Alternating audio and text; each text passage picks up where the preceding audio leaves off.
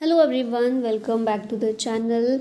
जैसा कि मैंने कहा था, हम यूनियन बजट को डिस्कस करेंगे। जो भी मेन पॉइंट्स हैं हमारे बजट के इस साल, इस फाइनेंशियल ईयर के, उन सभी को यहाँ देखेंगे। तो बजट आ चुका है तो हम ये टॉपिक भी कवर कर लेते हैं। चलिए स्टार्ट करते हैं फर्स्ट क्वेश्चन से। How many consecutive union budgets has finance minister Nirmala Sitharaman presented as of 2026-27? पिछली जो हमने स्टैटिक फैक्ट कुछ देखे थे बजट के, उसमें हमने देखा था कि सबसे ज़्यादा बार अभी तक मोरारजी देसाई ने बजट पेश किया है ना। निर्मला सीतारमन की अगर बात करें फाइनेंस मिनिस्टर के रूप में, लगातार 9 बजट्स इनके द्वारा पेश किए जा चुके हैं। जो ये इस बार था 2026-27 का, ये 9वां बजट था इनका लगातार। ठीक है, सबसे ज़्यादा अभी तक मोरारजी देसाई ने 10 बजट्स पेश किए हैं, इंक्लूडिंग 2 इंटरिम बजट। टेन्योर इनका 1959 से 63 था, फिर 67 से 69 था। इंटरिम बजट ये लेकर आए थे 1962-63 में और 67-68 में। और इनके टाइम पर एक यूनिक चीज़ ये हुई थी कि इन्होंने अपने बर्थडे के दिन 1964 में और 68 में बजट प्रेजेंट किया था, जो आता है 29 फरवरी को, 4 साल में एक बार। फिर सेकेंड हाईएस्ट पी चिदम्बरम है, 9 बजट्स जिनके द्वारा प्रेजेंट किए गए। अब इसी लाइन में निर्मला सीतारमन भी आ गई हैं, जिनका इस बार 9वां बजट था। इंदिरा गांधी पहली महिला फाइनेंस मिनिस्टर थी और साथ में प्राइम मिनिस्टर भी थी। इन्होंने 1970-71 का बजट प्रेजेंट किया था after Morarji Desai's resignation. Nirmala Sitharaman first full time women finance minister हैं। और फिर पहले finance minister R.K. Shanmukham Shetty presented first union budget 26 November 1947 को। ठीक है, नेक्स्ट है how long was the union budget 2026-27 speech by finance minister Nirmala Sitharaman. इनकी बजट स्पीच कितनी लंबी थी? 1 घंटे 25 मिनट की थी। निर्मला सीतारमन 31 मई 2019 में फाइनेंस मिनिस्टर बनी थी। अभी longest serving in continuous office ये रह चुकी हैं। 6 साल 8 महीने इनकी सर्विस हो गई है। ठीक है, बजट रिकॉर्ड देखें, 9 कंसेक्यूटिव बजट्स इन्होंने प्रेजेंट किए हैं और पीएम मोदी के द्वारा इसे कहा गया a moment of pride in India's parliamentary tradition. Which word was used most frequently bye finance minister Nirmala Sitharaman in her 2026 budget speech?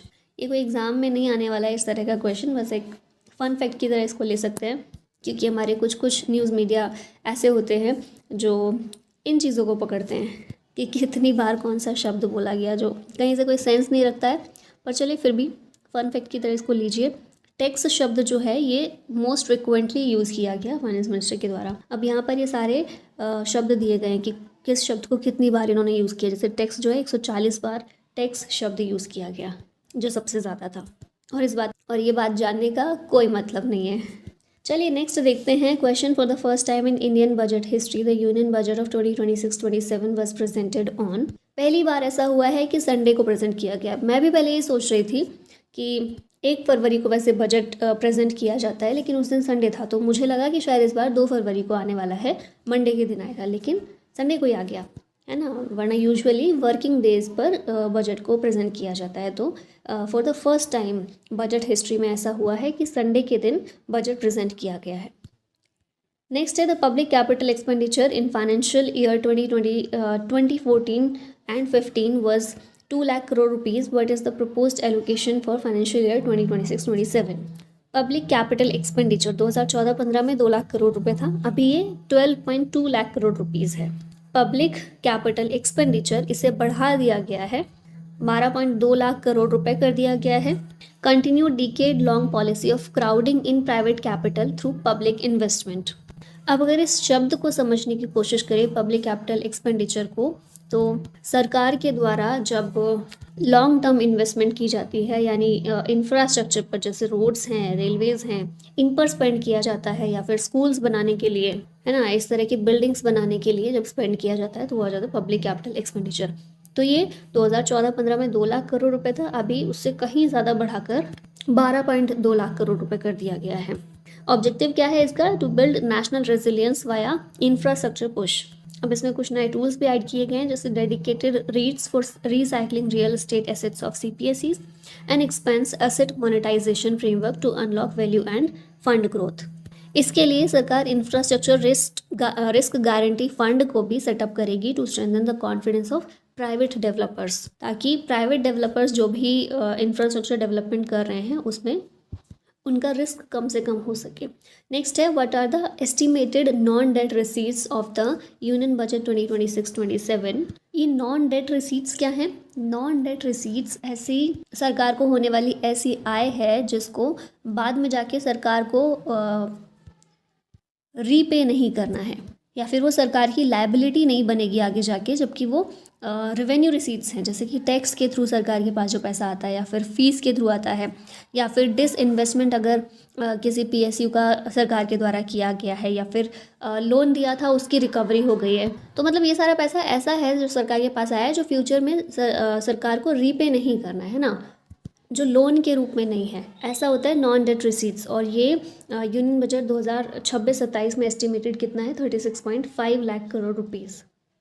यहाँ सारा दिया गया है, जैसे revenue receipts, capital receipts, total receipts कितना है, फिर total expenditure, effective capital expenditure, revenue deficit, effective revenue deficit, fiscal deficit और प्राइमरी डेफिसिट। इनको आगे देखेंगे। अब देखिए यहाँ पे कैपिटल रिसीट्स कितना है, रेवेन्यू रिसीट्स कितने हैं सरकार के। अब ये सब ना टर्म जब तक पता नहीं होंगे ना तब तक थोड़ा समझना मुश्किल हो जाता है, क्या कैपिटल रिसीट है, क्या रेवेन्यू रिसीट्स है। तो कैपिटल रिसीट्स तो समझते हैं आप, जो सरकार की आय है या सरकार को जो प्राप्त हुआ है, प्राप्तियाँ, है ना। कैपिटल रिसीट्स क्या है? ऐसी प्राप्तियाँ जिससे नई एसेट क्रिएट हो रही है सरकार के लिए। और रेवेन्यू रिसीट्स क्या है? जो भी करंट बिजनेस चल रहे हैं उससे होने वाली जो भी प्राप्ति होती है, जैसे कि कुछ सेल्स या रेंट पर दिया हुआ है डिस्काउंट्स के ज़रिए या डिविडेंड के ज़रिए, वो सारी होती है रेवेन्यू रिसीट्स। तो रेवेन्यू रिसीट्स अभी देखें 35.3 लाख करोड़ रुपीज़, और कैपिटल रिसीट्स हैं 18.1 लाख करोड़ रुपए। What are the estimated expenditure of the union budget 2026-27? ये है 53.5 लाख करोड़ रुपीज़। ठीक है, टोटल एक्सपेंडिचर सरकार का। अब इस एक्सपेंडिचर को यहाँ पर तोड़ के रखा गया है कि किस चीज़ पर कितना है। टोटल आपको याद रखना है 53.5 लाख करोड़। अब यहाँ पर वही अलग अलग करके दिखाए, इफेक्टिव कैपिटल एक्सपेंडिचर कितना है और रेवेन्यू एक्सपेंडिचर कितना है। कैपिटल से याद रखिएगा लॉन्ग टर्म वाला, और रेवेन्यू मतलब शॉर्ट टर्म वाला। ठीक है, तो effective capital expenditure 17.1 lakh crore rupees और रेवेन्यू एक्सपेंडिचर है 41.3 लाख करोड़ रुपीज़। इसमें जैसे सैलरी देना है ना अपने सभी एम्प्लॉयज़ की गवर्नमेंट को, वो सब आ जाता है रेवेन्यू के अंदर। The centre's net tax receipts for 2026-27 are estimated at 28.7 lakh crore rupees. तो यहाँ ऑप्शन ए करेक्ट होगा, मतलब टैक्स से शुद्ध कर प्राप्तियाँ कितनी हैं, टैक्स से जो नेट रिसीट हुआ है सरकार को, वो यहाँ पर बताया गया। अब नेक्स्ट है यहाँ पर financial year 26-27 fiscal deficit is, fiscal deficit GDP का 4.3% है, तो यहाँ ऑप्शन सी करेक्ट है। 2025-26 में 4.4% ऑफ जीडीपी था, अभी 4.3% ऑफ जीडीपी है। तो ये चीज़ें हो गई। नेक्स्ट आते हैं, विच of the following is not included among the 3 pillars of the कर्तव्य फ्रेमवर्क। अभी 4 ऑप्शन दिए, इनमें से कौन सा नहीं है। तो पहला इसमें कहता है statement accelerate sustainable economic growth, ये बिल्कुल ठीक है। स्ट्रेंथन एग्रीकल्चरल सब्सिडी डिस्ट्रीब्यूशन, ये नहीं है। ठीक है, 3 पिलर्स में कौन कौन से हैं? Fulfil aspirations and build capacity, inclusive development, सबका साथ सबका विकास। तो ए, सी और डी हैं, बी नहीं है। ठीक है, डिटेल में इनको देखें तो पहला है एक्सेलरेटिंग एंड सस्टेनिंग ग्रोथ। इसमें क्या क्या आता है? Boost productivity and competitiveness, strengthen manufacturing infrastructure innovation, build resilience against global volatility. फिर है fulfilling aspirations and building capacity, इसमें है empower citizens specially youth, enable active participation in national progress. Third है इंक्लूसिव एक्सेस, मतलब सबका साथ सबका विकास, इसमें है ensure equal access to resources opportunities amenities, reach every family community region and sector. The objective of setting up rare earth corridors in Odisha, Kerala, Andhra Pradesh and Tamil Nadu is to, इसका objective क्या है? To strengthen the entire rare earth value chain, है ना, simple सा। Rare earth corridors को setup करने का ये ऑब्जेक्टिव होगा ना, कि वो सारा जो वैल्यू चेन है उसको और ज़्यादा स्ट्रेंथन करना। अब इसमें कॉरिडोर में स्टेट कवर किए गए उड़ीसा, केरला, आंध्र प्रदेश और तमिलनाडु। पर्पस है to promote mining, processing, research and manufacturing of rare earths. Resource base क्या है? बीच सैंड मिनरल्स, जिसमें प्रिंसिपल ओर में मोनेजाइट जो है ये देखने को मिलता है विद यूरेनियम एंड थोरियम। अब इसी में एक स्कीम की बात की गई है, sintered rare earth permanent magnets scheme, REPM scheme. इसका आउटले है 7,280 करोड़ रुपए।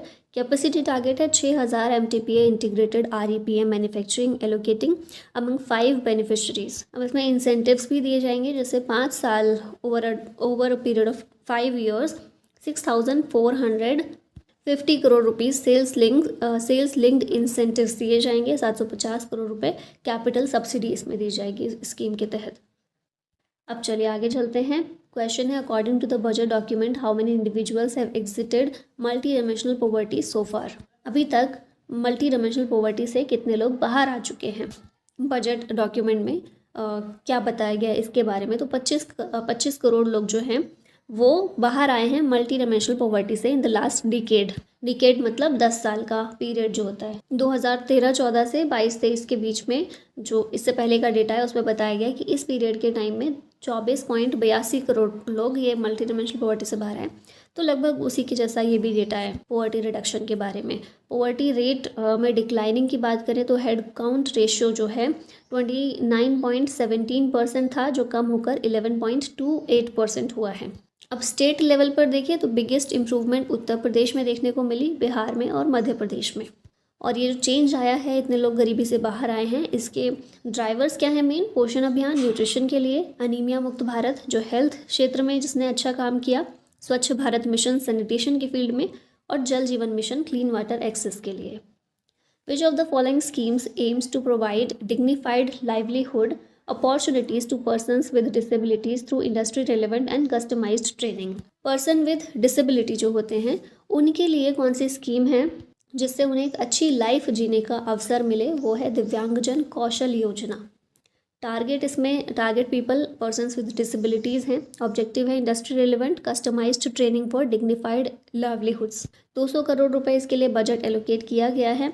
कौन कौन से सेक्टर्स इसमें कवर किए जाएंगे, IT sector, animation, VFX, gaming, comics, hospitality, food and beverages में। और इस स्कीम की अप्रोच क्या रहेगी, टास्क ओरिएंटेड होगी, process driven roles tailored to each disability group. ठीक है, नाम है स्कीम का दिव्यांगजन कौशल योजना। A scheme has been proposed to support states in setting up 3 dedicated chemical parks through which model, यह cluster based plug and play model। Dedicated chemical parks scheme 600 crore रुपए इसके लिए आउटले रखा गया है। ऑब्जेक्टिव है to boost domestic chemical production, reduce import dependency, enhance efficiency. अब कौन से मॉडल पर बेस्ड है ये, प्लग एंड प्ले मॉडल पर, यानी कि pre built infrastructure for quick operations, जो पहले से ही बने हुए इंफ्रास्ट्रक्चर है वहाँ पर ये स्कीम जो है लागू कर दी जाएगी। क्लस्टर बेस्ड होगा, यानी कि यूनिट्स के बीच में कोलैबोरेशन को एनकरेज किया जाएगा। और चैलेंज रूट होगा, states compete to host parks ensuring best fit locations. Sectoral impact की बात करें तो ये सपोर्ट करेगा फार्मा, टेक्सटाइल, ऑटोमोबाइल्स और एग्रीकल्चर को, स्ट्रेंथेंस इंडस्ट्रियल सप्लाई चेन्स। तो ये चीज़ें कुछ ध्यान रखिएगा। नेक्स्ट है under budget 2026-27 the bio pharma Shakti schemes 10,000 crore rupees outlay spread over how many years. ये है ओवर 5 years। ठीक है, 5 साल के लिए 10,000 करोड़ रुपए आउटले रखा गया है बायो फार्मा शक्ति स्कीम के लिए। तो टाइम पीरियड याद रखिएगा, 5 साल के लिए एम है। Position India as a global bio pharma manufacturing hub. Institutional network की बात करें तो इस्टेब्लिश किए जाएंगे 3 नए NIPERs यानी national institutes of pharmaceutical education and research, और 7 एग्जिस्टिंग जो इंस्टीट्यूट है इस तरह के उन्हें अपग्रेड किया जाएगा। क्लिनिकल ट्रायल्स इकोसिस्टम क्रिएट किया जाएगा जिसमें 1000+ एक्रीडिटेड क्लिनिकल ट्रायल्स साइट्स भारत में अक्रॉस इंडिया वो बनाई जाएंगी, उसका नेटवर्क बनाया जाएगा। और रेगुलेटरी स्ट्रेंथनिंग के बारे में क्या है, enhance central drugs standards control organisation, introduce scientific review cadre and specialist, align approval processes with global standards and timelines. फिर है next, Mahatma Gandhi Gram Swaraj is associated with strengthening which sector. ये है ट्रेडिशनल विलेज इंडस्ट्रीज, इस सेक्टर से ये संबंधित है Mahatma Gandhi Gram Swaraj. Textile value chain जो है उसे स्ट्रेंथन करना इस पॉलिसी का काम है। मेगा टेक्सटाइल पार्क्स होंगे, challenge more integrated infra scale efficiencies, focus on technical textiles. अब इसमें खादी, हैंडलूम, हैंडीक्राफ्ट्स इन सभी को भी बूस्ट किया जाएगा और भारत को एक टेक्सटाइल हब के रूप में क्रिएट करने की, पोजीशन करने की कोशिश की जाएगी। The container manufacturing scheme has an outlay of 10,000 crore over 5 years। Container manufacturing scheme, इसके लिए भी 5 साल के पीरियड के लिए 10,000 करोड़ रुपए ये प्रोवाइड किए गए हैं। टारगेट है 1 million TEUs domestic capacity. Expected investment इसमें 1.1 ट्रिलियन रुपीज़ की एक्सपेक्ट की गई है। करंट आउटपुट कितना है? Approximately 30,000 unit per year Bharat में। अगर चाइना से कंपेयर किया जाए तो 5 और 6 मिलियन यूनिट्स पर ईयर ये चाइना में करंट आउटपुट है। तो इसमें इसलिए हमें भी एटलीस्ट 1 मिलियन तक तो पहुंचना है 30,000 यूनिट पर ईयर से। एम है इसका to reduce import dependence, strengthen supply chain resilience, build maritime self reliance. How many high speed rail corridors does the government plan to develop as growth connectors between cities? तो इसमें total 7 corridors हैं, high speed rail corridors. 10,000 crore रुपए इसके लिए भी allocate किए गए हैं for 7 new high speed rail corridors announced in finance minister Nirmala Sitharaman's 9th budget speech. M है इसका to reduce travel time, boost mobility and logistics efficiency, drive regional development, positioned as growth connectors for modern sustainable transport. अब ये 7 कौन से हैं? तो यहाँ पर देखिए मुंबई पुणे, ठीक है, कॉरिडोर जो हैं पुणे हैदराबाद, हैदराबाद बेंगलुरु, हैदराबाद चेन्नई, चेन्नई बेंगलुरु, दिल्ली वाराणसी और वाराणसी से सिलीगुड़ी। ये 7 कॉरिडोर्स होंगे हाई स्पीड रेल कॉरिडोर्स। ये देखिए दिल्ली से वाराणसी, वाराणसी से सिलीगुड़ी, फिर मुंबई से पुणे, पुणे से हैदराबाद, हैदराबाद से चेन्नई और हैदराबाद से बेंगलुरु, ठीक है। नेक्स्ट है India semiconductor mission 2.0 aims to develop full stack Indian IP and strengthen supply chains. इसका सेकेंड फेज लॉन्च किया गया है इंडिया सेमीकंडक्टर मिशन का। 1,000 करोड़ रुपए इसके लिए आउटले है। ऑब्जेक्टिव है to strengthen India semiconductor ecosystem. अब इसमें की फोकस एरियाज क्या क्या हैं? Domestic production of equipment and materials, develop full stack Indian IP design capabilities, fortify supply chains for resilience, promote industry-led research and training centers, build a skilled workforce for advanced technologies। तो ये जो semiconductor mission है जो 1.0 था, इसमें India के semiconductor capabilities को expand करने का हमारा उद्देश्य था। अभी क्या है? Builds on this foundation to push India towards global competitiveness. अब ग्लोबल कॉम्पिटिटिवनेस में हमें उतरना है in electronics manufacturing and chip design. A single category of information technology services will have a common safe harbor margin of 15.5%। सभी IT services में अगर हम देखें सेफ हार्बर मार्जिन कितना है, ये फिक्स्ड किया गया 15.5% का। इम्पैक्ट इसका क्या रहेगा? Provides tax certainty, simplifies compliances and strengthens India's position as a global IT leader. Eligibility limit ये बढ़ा दी गई है 300 करोड़ से बढ़ाकर 2,000 करोड़ रुपए टर्नओवर अगर है तो वो थ्रेशोल्ड जो है ये बढ़ा दिया गया है। इसमें वही चीज़ें यहाँ पर लिखी गई हैं। नेक्स्ट आते हैं हाउ मेनी न्यू NIPER यानी national institutes of pharmaceutical education and research institutions will be established under biopharma शक्ति। पीछे हम देख चुके हैं ऑलरेडी, ये 3 हैं। ये जो बायोफार्मा शक्ति है इसके लिए 10,000 करोड़ रुपए आउटले रखा गया है 5 साल के लिए। ऑब्जेक्टिव है develop India as a global biopharma manufacturing hub. 3 new NIPERs इसमें इस्टेब्लिश किए जाएंगे और जो एग्जिस्टिंग 7 हैं उन्हें अपग्रेड किया जाएगा। पीछे हम ऑलरेडी देख चुके हैं, ठीक है। तो ये नंबर याद रखिएगा, 3 NIPERs पूछ लिया जाता है एग्जाम में से। हाउ मेनी ड्रग्स और medicine will have basic customs duty exempted? तो ये टोटल 17 हैं। 17 ड्रग्स या मेडिसिन हैं जिन पे बेसिक कस्टम ड्यूटी उसमें छूट दे दी गई है। यहाँ वही लिखा हुआ है to provide relief to patients specially those suffering from cancer. Government proposes exempting basic custom duty on 17 drugs or medicines, also adds 7 more rare diseases to the list eligible for import duty exemption on personal imports of drugs, medicine and special medical foods used for treatment। इससे patients को थोड़ा relief देने की बात की गई है। The electronics components manufacturing scheme launched in April 2025 has proposed an increased outlay of 40,000 crore rupees mainly to capitalize on strong investment momentum exceeding targets। थोड़ा सा इसके बारे में देखिए तो ये जो स्कीम है ECMS अप्रैल 2025 में लॉन्च की गई थी और इनिशियल आउटले था इसके लिए 7,22,919 करोड़ रुपए।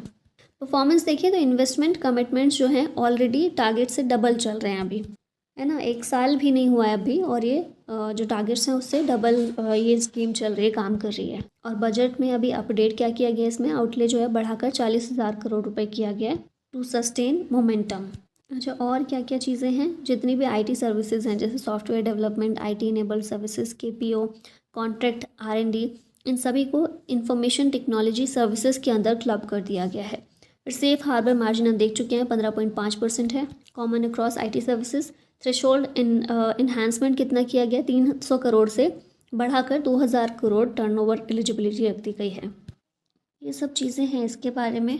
नेक्स्ट है which scheme ensures timely access to high quality assistive devices for eligible persons with disabilities. तो ये है दिव्यांग सहारा योजना।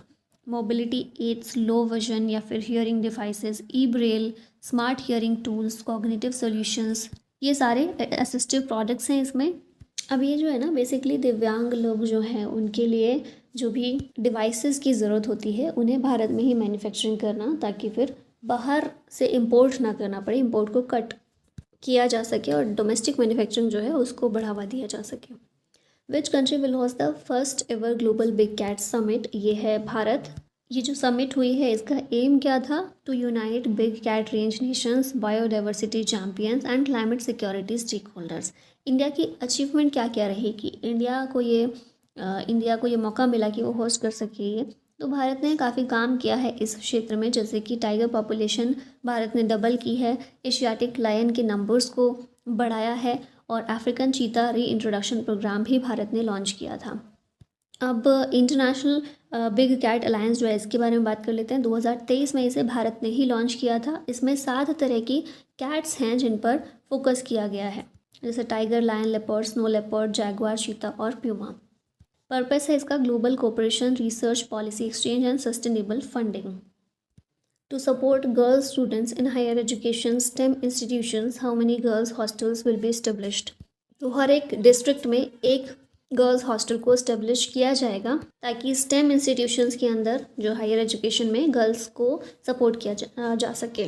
अब डिटेल देखें। 1 girls hostel in every district via VGF और कैपिटल सपोर्ट। अब पर्पस क्या है इसका कि स्टेम इंस्टीट्यूशंस में गर्ल्स स्टूडेंट के लिए जो भी चैलेंजेस आते हैं उनको एड्रेस किया जा सके, जैसे long study hours, lab work चाहिए होता है, तो उस सब में सुविधा हो सके। अब राजस्थान में क्या इसका इम्पैक्ट रहा, 7.25 lakh girls enrolled in colleges versus 5.86 lakh boys, मतलब लड़कों से ज़्यादा लड़कियों ने इनरोल किया कॉलेजेस में, और 1.35 lakh girls enrolled in science courses. तो ये चीज़ें हैं।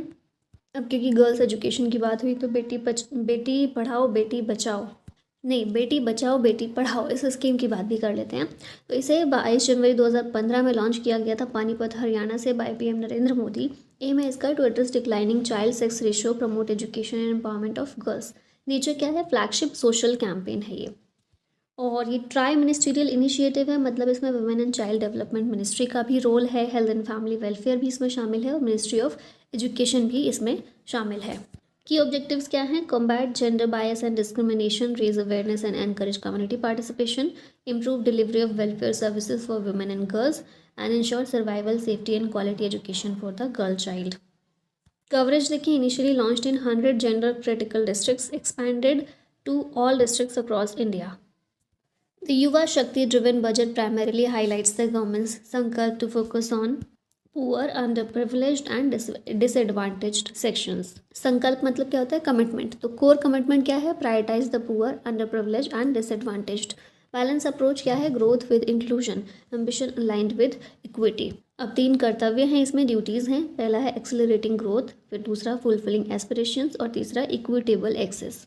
This framework positions the budget as both growth-oriented and social inclusive, ensuring prosperity reaches every section of society.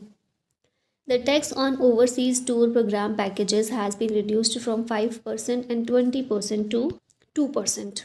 Overseas tour programme packages पर जो टैक्स लगता था उसको कम करके, मतलब वो 5% और 20% था, तो उसको अब कम करके 2% कर दिया गया है, नो अमाउंट थ्रेशोल्ड। फिर एजुकेशन और मेडिकल रेमिटेंसेस पर भी TCS कम करके 5% से 2% कर दिया गया है।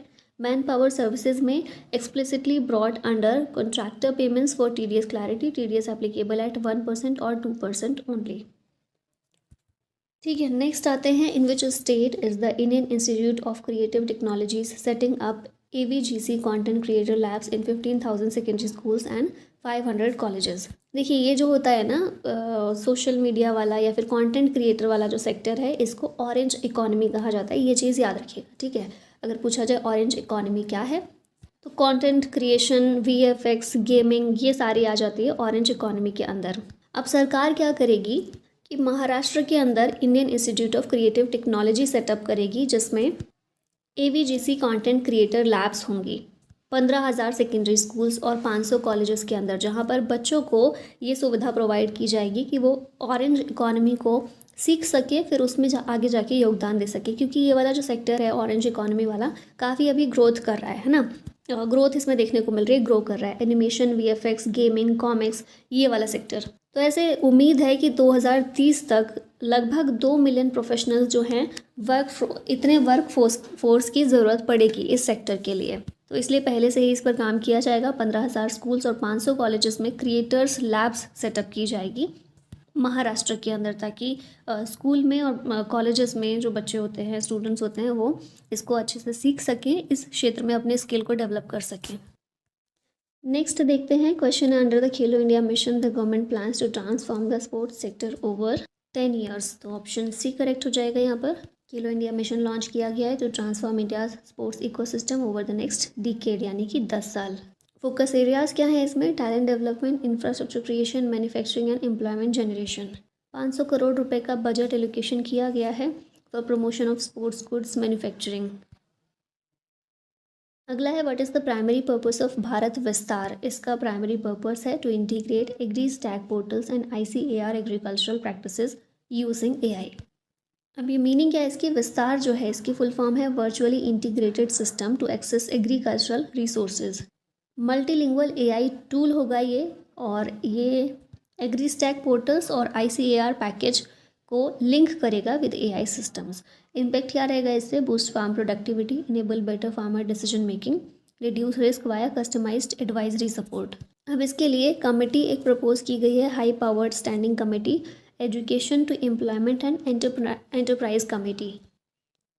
इसमें जॉब्स और स्किल्स पर AI और इमर्जिंग टेक्नोलॉजीज़ का इम्पैक्ट जो है इसके बारे में बात की जाएगी और मेजर्स को रिकमेंड किया जाएगा, जैसे एजुकेशन, एम्प्लॉयमेंट और फ्यूचर में जिस तरह की वर्कफोर्स की ज़रूरत होगी उन सभी को लेकर कैसे अलाइन कर सकते हैं। ठीक है, ये इस कमेटी को रिकमेंड करना होगा। नेक्स्ट है the tourism guide upskilling pilot scales across how many iconic tourist sites. ये टोटल 20 टूरिस्ट साइट हैं। ये पायलट स्कीम है जिसमें 10,000 टूरिस्ट गाइड को अपस्किल किया जाएगा at 20 iconic destinations via 12 week hybrid training with IIM। इसमें national destination digital knowledge grid create किया जाएगा to document cultural spiritual heritage sites. Archaeological sites इसमें 15 हैं, जैसे Lothal, Dholavira, Rakhigarhi, Sarnath, Leh palace, into experience based cultural destination. Buddhist circuit इसमें अरुणाचल, सिक्किम, असम, मणिपुर, मिजोरम, त्रिपुरा में with temples, monasteries, interpretation centres. और eco tourism इसके अंदर to develop eco friendly mountain tracks across major regions. ये सारा टूरिज्म सेक्टर को अपस्किल करने के लिए, बढ़ाने के लिए पायलट स्कीम है। और 52 kilometre long new dedicated freight corridor has been announced between which two cities to strengthen east west trade. तो ये है दानकुनी से सूरत। दानकुनी वेस्ट बंगाल में है, सूरत गुजरात में है। यहाँ ये पूरा 2052 किलोमीटर का नया कॉरिडोर बनाया जाएगा। ये जो रूट है passes through Orissa, Chhattisgarh, Madhya Pradesh, Maharashtra, links with western DFC for seamless port connectivity on the west coast. Freight movement को बढ़ाया जा सकता है इस कॉरिडोर के जरिए। National waterway 5 in Odisha connects which industrial areas to ports.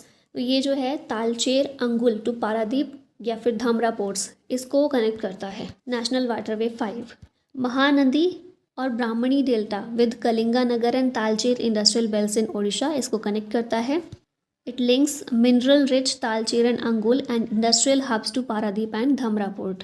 अब इसका एक्सपेंशन का प्लान है जिसमें 20 नए नेशनल वाटरवेज बनाए जाएंगे to be operationalised in the next 5 years. National waterway 5 is the first to take off. शुरुआत NW5 से की जाएगी। डेडिकेटेड फ्रीट कॉरिडोर की हम लोग बात कर ही चुके हैं पीछे। The municipal bonds incentive scheme provides an incentive of 100 crore rupees for a single bond issuance greater than 1,000 crore rupees। मतलब 1000 करोड़ से ज़्यादा का सिंगल बॉन्ड इशू करने पर 100 करोड़ रुपए का रिवॉर्ड दिया जाएगा फॉर म्यूनिसिपल कॉर्पोरेशंस। ऑब्जेक्टिव क्या है इसका? Push urban local bodies towards benchmark sized issuance. Impact क्या रहेगा? Deepen domestic capital markets, strengthen urban finance. Next, one day exam में कई बार इस तरह के क्वेश्चन भी पूछ लेते हैं कि भारत सरकार को पैसा कहाँ कहाँ से आता है और किससे कितना % पैसा आता है, रुपी कम्स फ्रॉम। तो सबसे ज़्यादा पैसा जो आता है वो बोरोइंग्स और लाइबिलिटीज से आता है 24%। उसके बाद इनकम टैक्स से आता है, सेकंड हाईएस्ट इनकम टैक्स से सरकार को मिलता है 21%। फिर कॉरपोरेशन टैक्स जो है यहाँ से 18% पैसा आता है, जीएसटी और अदर टैक्सेस के थ्रू 15% आता है। फिर है नॉन टैक्स रेवेन्यू जिससे 10% आता है, यूनियन एक्साइज ड्यूटी से 6%, कस्टम्स से 4% और नॉन डेट कैपिटल रिसीट से 2% पैसा सरकार को आता है। रुपी गोज़ टू कहाँ जाता है, सबसे ज़्यादा खर्चा किस चीज़ में होता है, फिर उसके बाद कौन है, तो सबसे ज़्यादा खर्चा सरकार का होता है स्टेट्स शेयर ऑफ टैक्सेस में 22% का। फिर जो बोरोइंग्स ली हैं सरकार ने उसके इंटरेस्ट के पेमेंट में 20% जाता है, सेकेंड हाईएस्ट यहाँ खर्चा होता है सरकार का। उसके बाद सेंट्रल सेक्टर स्कीम्स में 17% खर्च होता है, फिर डिफेंस है 11% पर, सेंट्रली स्पॉन्सर्ड स्कीम पर 8% है, फिर फाइनेंस कमीशन और अदर ट्रांसफर्स और अदर एक्सपेंडिचर दोनों 7% हैं। मेजर सब्सिडीज़ में 6% पैसा जाता है और सिविल पेंशन में 2% ये एक्सपेंडिचर होता है सरकार का। अब मेजर आइटम्स पे एक्सपेंडिचर यहाँ बताया गया है हाईएस्ट से लेकर लोएस्ट तक। तो आपको मेन क्या याद रखना है कि हाईएस्ट कहाँ पर एक्सपेंडिचर है और लोएस्ट कहाँ पर है। जैसे हाईएस्ट ट्रांसपोर्ट में है ना, नंबर नहीं भी याद रखेंगे चलेगा, या 5.9 लाख करोड़ रुपए इतना याद रख सकते हैं।